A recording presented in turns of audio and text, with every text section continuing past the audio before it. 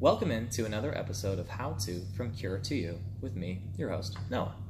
We're here to make this next episode because there's a new form of consumption coming to the state of Pennsylvania, and that is dry leaf. So I'm going to tackle a couple of the big questions that I've already heard that surround dry leaf, so let's jump right into it. And the first one would be, why would I use dry leaf as a form of medication? And there's a couple different reasons why. The main reason is the rapid onset or the effectiveness, because we feel it within about 3 to 5 minutes. And if we're seeing relief from our cannabis, being able to get that within about 3 to 5 minutes is something that is very crucial to a lot of our patients. That's the same as any cartridge or concentrate or any cannabis that we inhale. That onset is that quick. The difference between the dry leaf and the cartridges and concentrates you see in the dispensaries right now is dry leaf has a much lower potency, and that means that we are going to be able to use this as an introduction to cannabis to a lot of different patients without a very overwhelming medicated feeling associated with that. With our dry leaf, because it is low potency and it is a plant, we are going to see a range of potency. When it comes to THC or CBD, you might see it anywhere between 20 to 25%. But the reason that there's a range is because each individual nug of the dry leaf has some differentiation between it. The one that they picked for the sample in the product and lab testing might have a little bit lower potency than some of the other nugs or buds that they have on the dry leaf itself. And so you're going to see a little bit of a range, and that's okay. We're going to make sure that you understand that when you come into the shop. We'll see a little bit of a range as far as that goes, but there's other reasons why patients move to this as well. We see a lot of variety. We see a lot of different strains ranging anywhere from sativas to hybrids to indicas to CBD dominant strains to one-to-one strains, and we see such a big variety because there's less steps involved. The other reason that patients like the dry leaf is because it's much more natural. We're eliminating some of those processing steps that's used to create some of these other forms of cannabis, and it makes it more attuned to what is more natural inside of the plant, and that's very crucial to a lot of different patients. So it's all good, but there's also some bad sides to it, so we're going to talk about some of the downsides. Some of the downsides are it's a little more aromatic. You can definitely smell the plant more so than some of our other forms of medication, and it requires a little bit more preparation. I'm going to show you how to prepare for it at the end of this video. Right now, I'm just going to tell you there is a little bit more work that is associated with this.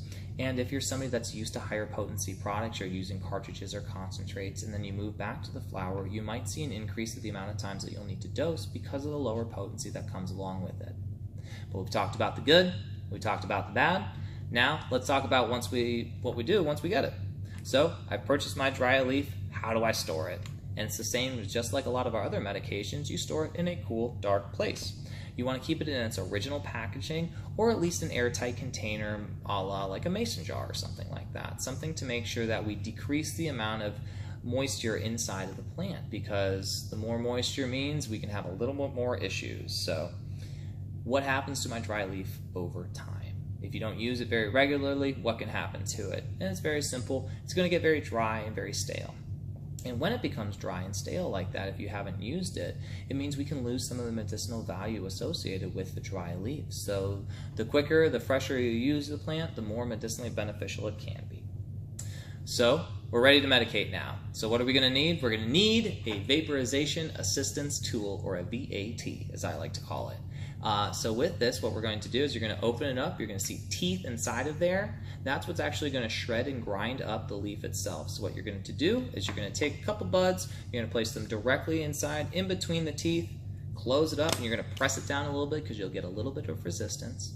And when you're ready to, you're going to turn it about 3 full times. That should be the right amount that we need to grind it up, because we don't want to over grind it. If we create a very powdery form of it, it's something that we're going to inhale right away inside of our mouth, and ugh, it's not going to taste very good. And it's not going to be medicinally beneficial either.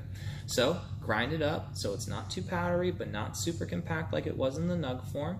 And then when you're all set, you just go ahead and tap it out onto a piece of paper, business card, something that we can hold it, because you don't really want to use your hands to work with it and get some of your oils on there. We're going to go over how to use that ground up, ready to go dry leaf in my next video when I go over each individual device and how to use it. But for right now, this is just a way for us to get prepared for this form to come on in. So there you have it. You're prepared, you're ready, get set, Pennsylvania. Dry leaf is coming in, and this is something that can be very medicinally beneficial to a lot of different patients. So please make sure you ask your pharmacist, your bud tender, or whoever you are working with in a dispensary, tell me a little bit about this dry leaf and how it can help. And so, other than that, we want to make sure that we hear from you. If it's not questions about dry leaf, just questions in general, please feel free to ask us. Find us on Twitter and Instagram at CurePen with 2 N's. You can find us on Facebook at Cure Pennsylvania. Leave us a message if you have a question. Nothing is too big or too small. And if you're like, Noah, I don't like social media, tell me another way to get a hold of you. You can email us at info@curepen.com, and we'll make sure we'll answer any questions that we can with videos like this. So from all of us here at Cure to you at home, we hope you have a wonderful day. We will hopefully see you soon, and you stay classy, Pennsylvania.